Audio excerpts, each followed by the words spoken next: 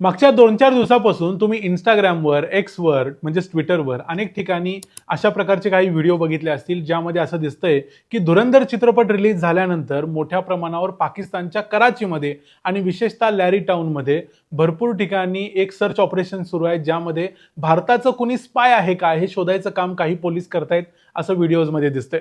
आता ऍक्च्युली या व्हिडिओमध्ये असं सांगितलंय की हे लोक भारताचा स्पाय शोधतायत, म्हणजे धुरंधर शोधतायत किंवा हमजा शोधतायत, पण प्रत्यक्षात ते सगळ्या भिकाऱ्यांना वगैरे चेक करतायत. म्हणजे हे नेमकं खरोखर धुरंधरचा इफेक्ट आहे, धुरंधर पहिला धुरंधर दुसरा आल्यानंतर हे सगळं व्हायला लागले, की याच्या मागे दुसरीच काहीतरी गोष्ट आहे. या व्हिडिओमध्ये एक माणूस कायम दिसतोय, तो म्हणजे हा दाढीवाला एक माणूस आहे, तो प्रत्येक व्हिडिओमध्ये दिसतोय जे काही सर्च ऑपरेशन चाललंय.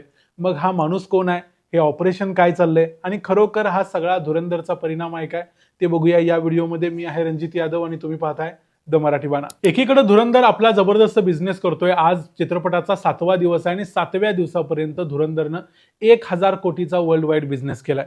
त्यामुळे धुरंधरचा इफेक्ट तर सगळीकडे जगभरात आहे, पाकिस्तानमध्ये देखील आहे. पण पाकिस्तान एवढ्या उघडपणे धुरंधरला घाबरून एखादं ऑपरेशन करेल आणि जगासमोर आपलं हसं करून घेईल असं होणार नाही. ऍक्च्युली पाकिस्तान धुरंधरला शोधायचं किंवा स्पायला प्रयत्न करतोय, पण तो वेगळ्या पद्धतीने करत असणार आहे, तो रस्त्यावरती करत नाही.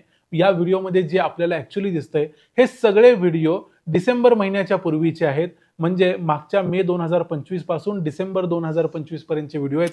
आणि या व्हिडिओमध्ये जे काही चाललंय हे कुठल्या स्पायला शोधायचं काम चाललेलं नाही, तर कराचीमध्ये आणि एकूणच पाकिस्तानमध्ये मोठ्या प्रमाणावर अंमली पदार्थाचं सेवन करणारे लोकांची संख्या खूप जास्त वाढलेली आहे. जी नशेडी लोक आहेत त्यांची संख्या प्रचंड झालेली आहे. त्यामुळं पाकिस्तानमधल्या काही संघटना आहेत, ज्या NGO वगैरे आहेत, ते काय करतायत, अशा लोकांना शोधून त्यांना रिहॅबिलिटेशन सेंटरमध्ये म्हणजे पुनर्वसन करण्यासाठी प्रयत्न करतायत.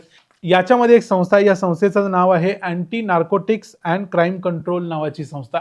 ही संस्था तिथल्या कराची पोलिसांच्या बरोबर एक कोलॅबोरेशनमध्ये अशा प्रकारचा ड्राईव्ह करते आहे. याला ग्रँड ऑपरेशन असं नाव आहे आणि या ग्रँड ऑपरेशनच्या अंतर्गत हे सगळे लोक जाऊन कराचीमध्ये, आणि कराचीमध्येच एक भाग आहे ज्याला लॅरी टाउन म्हटलं जातं, या लॅरी टाउनमध्ये सगळीकडे जाऊन लोकांना शोधतायत. विशेषतः जे गरिबीतले लोक आहेत किंवा भिकारी लोक आहेत ते अशा प्रकारची नशा करतात, म्हणून त्यांना पकडून त्यांचं पुनर्वसन केलं जाते. मग असा प्रश्न उभा राहतो की पोलिसांच्या बरोबर एक दाढीवाला माणूस जो प्रत्येक व्हिडिओमध्ये दिसतोय आणि प्रत्येक व्हिडिओमध्ये तो काहीतरी बडबडतोय किंवा काहीतरी सांगतोय, प्रत्येकाला ताब्यात घेतोय किंवा सोडून देतोय, हे सगळं करणारा माणूस कोण आहे, तर त्या माणसाचं नाव आहे युनुस अमीन.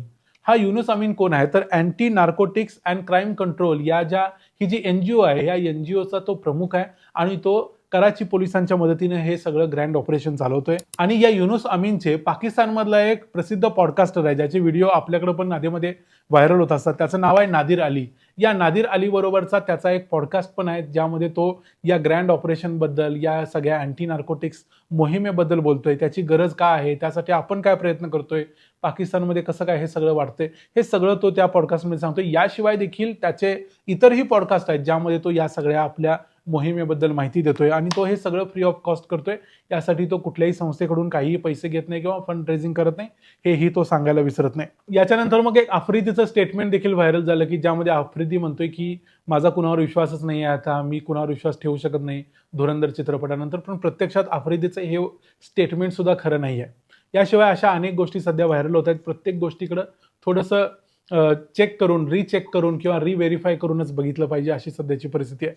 अर्थात ही सगळे पाकिस्तानची लोक आहेत, त्यामुळे पाकिस्तानच्या लोकांचा मेंदू जरासा गुडघ्यात असतो तसाच या लोकांचा देखील आहे. त्यामुळेच ते मग काही व्हिडिओमध्ये मोदी को कैसे मारेगा वगैरे वगैरे अशा पद्धतीचं काहीतरी तो बडबडतोय, ज्याला ती नशेडी लोक कसं मारणार वगैरे ते करून दाखवत आहेत.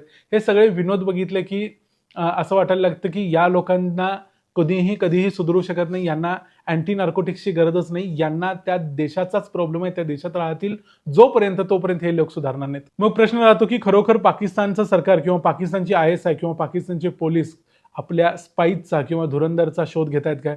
आपले धुरंधर असे रस्त्यावर फिरत नाहीत.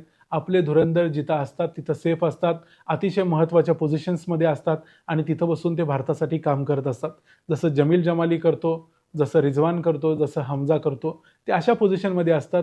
त्यांना कुणीही सहजपणे जाऊन त्यांची कॉलर धरू शकत नाही. हे तर रस्त्यावरचे भिकारी आहेत, यांच्यापर्यंत कुणीही पोचू शकतं, खऱ्या धुरंधरपर्यंत कोणी पोचत नाही. म्हणूनच काम होतं.